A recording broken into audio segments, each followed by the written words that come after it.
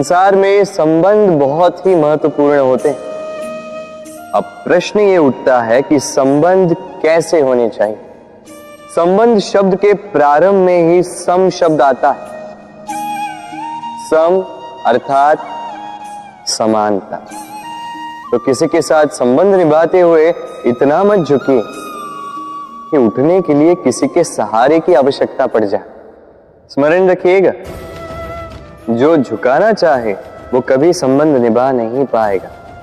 संबंध उसी के साथ जोड़ी जो आपको समान माने, आपको सम्मान दे, क्योंकि सम्मान से ही संबंध पनपेगा और बढ़ेगा। राधे राधे। कहते हैं कि हमें जीवन में कभी न कभी किसी न किसी स्थान पर प्रेम होता ही, फिर चाहे वो माता पिता को संतान से हो, ज्ञानी को ज्ञान से हो, किसी कलाकार को कला से हो, आदि इत्यादि। किंतु क्या वास्तव में ये प्रेम ही है? मोह भी तो हो सकता है। अब आप पूछेंगे कि प्रेम और मोह में अंतर क्या? अंतर है बंधन का। जो आपको बांधे वो मोह है, प्रेम नहीं। प्रेम वो जो आपको मुक्त कर विकास की ओर भेजे। चलो आपको एक उदाहरण देता हूं। कुछ माता पिता अपनी संतान को किसी अन्य नगर में पढ़ने के लिए भेज नहीं पाते, अपनी संतान को उसके मित्रों के साथ खेलने के लिए भेज नहीं पाते। चिंतित रहते हैं कि कहीं उनकी संतान को पीड़ा ना पहुंचे, और इसीलिए उसे बांध के रखते हैं। ये प्रेम नहीं है, ये मोह है। क्योंकि यदि ये प्रेम होता तो वो चाहते कि संतान माता पिता की छांव से बाहर निकलकर इस संसार को देखे, उसे समझे, उसे ज्ञान ले, अपनी अनुभवों से सीखकर अपना स्वयं का एक व्यक्तित्व बनाए। स्मरण रखिएगा, मोह से भय पैदा होता है और प्रेम से केवल आनंद। इसीलिए बांधिए मत, मुक्त कीजिए, क्योंकि यही प्रेम है। राधे राधे। बबूल का पेड़ कितना विशाल होता है, पीपल का पेड़ भी विशाल होता है। किंतु क्या आपने कभी सोचा है क्यों बबूल के पेड़ को काट के उसका उपयोग किया जाता है और क्यों पीपल के पेड़ को पूजा जाता है? इसलिए क्योंकि पीपल का पेड़ उसके नीचे बैठे पथिक को छाया देता है, अपनी डाली पर असंख्य पंछियों को बसेरा देता है, किसी को काटे चुभाकर दूर नहीं करता, बल्कि उसे शीतल छाया देकर उसकी थकान हर लेता। इस संसार में यदि आपको सम्मान पाना है तो पीपल की भांति ही बनना होगा। कुछ देना सीख, आनंद, सुख, शीतलता बांटना सीखो, और कांटों की भांति कभी किसी को कष्ट ना दो। सम्मान स्वयं चल के आपके पास आएगा और मन प्रसन्न होकर बोलेगा, राधे राधे। कभी कभी हम अपने माता पिता से कितने क्रोधित रहते हैं। सोचते हैं कि उनका ध्यान हमारी ओर है ही नहीं, सोचते हैं कि उनके लिए हमारा कोई अस्तित्व ही नहीं, उनसे रुष्ट हो जाते हैं। किंतु क्या कभी आपने अनुभव किया है, हमारी आंखों से हमें हमारी नाक कभी दिखाई नहीं देती, क्योंकि वो आंखों के बहुत ही निकट है, आंखों के मध्य में। किंतु जब कोई मुख पर प्रहार करे, हाथ सबसे पहले नाक के क्षेत्र को ही ढक लेते हैं। माता पिता भी कुछ ऐसे ही होते हैं। आपकी भलाई के लिए, आपकी सुरक्षा के लिए सदा तत्पर रहते हैं। इसलिए उनके प्रेम को कभी मत आंकिए। आवश्यक नहीं कि उनका प्रेम आपको हर बार स्पष्ट रूप से दिखाई दे, क्योंकि ये ऐसा प्रेम है जो निरंतर आपके साथ ढाल बनकर आपकी रक्षा करेगा। राधे राधे। बहती नदियां कितनी सुंदर होती हैं, पावन होती हैं, जहां से जाती है वहां एक नया जीवन प्रदान करती,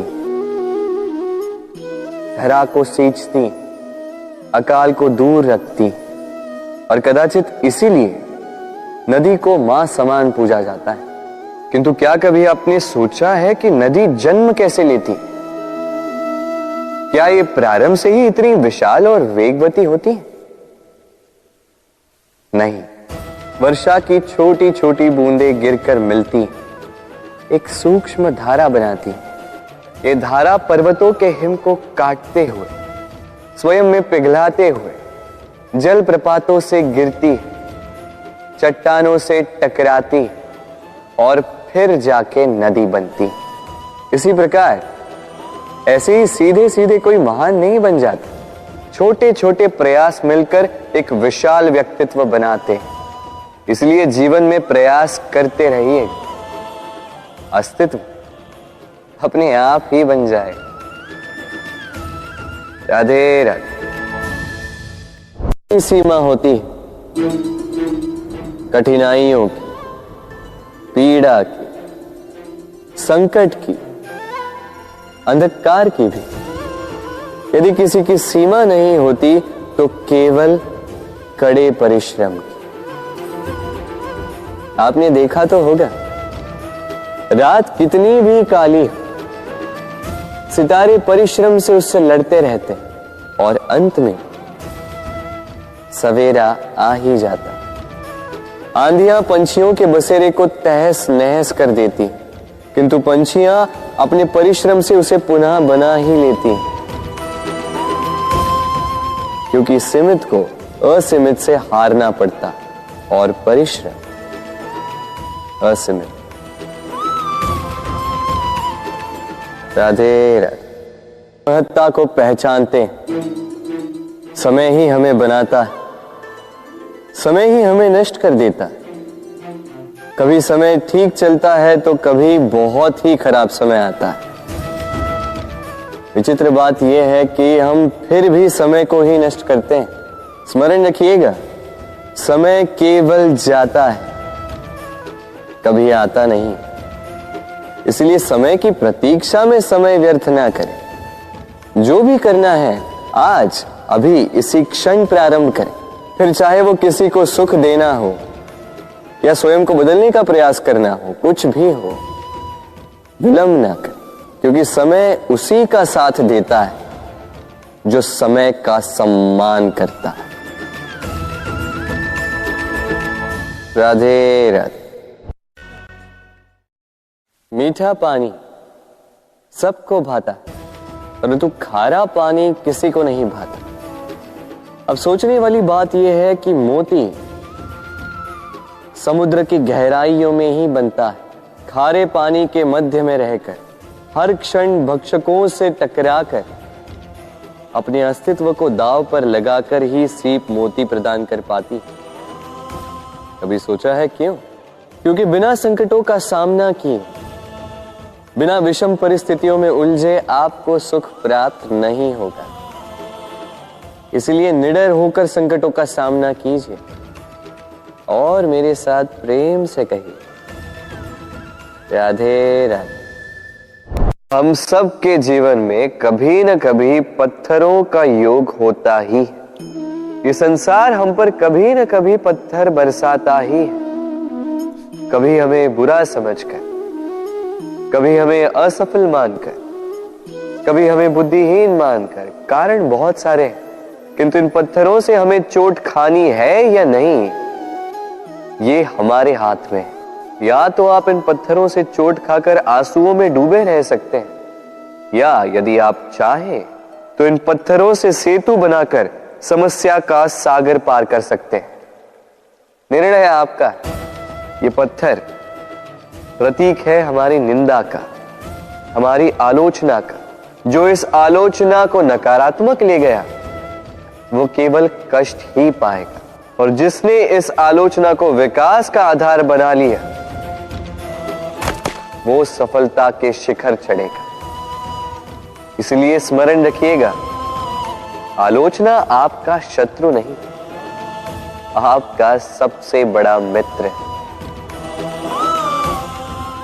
राधे राधे। हम मनुष्य कितने ढीठ होते हैं। एक बार लक्ष्य पे दृष्टि साध ली तो उसे पाने के लिए जी जान लगा देते हैं, किंतु उस लक्ष्य को पाने की आतुरता में उस मार्ग का आनंद लेना ही भूल जाते हैं। स्वास्थ्य को दांव पर लगाते हैं धन कमाने के लिए, और फिर वही धन गवा देते हैं स्वास्थ्य को पुनः सुधारने के लिए। बताइए।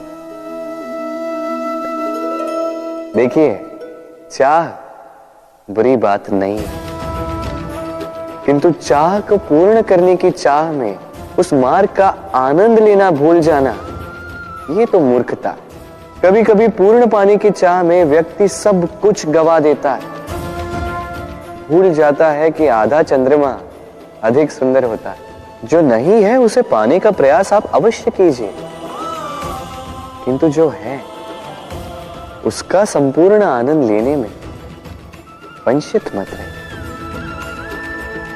राधे राधे।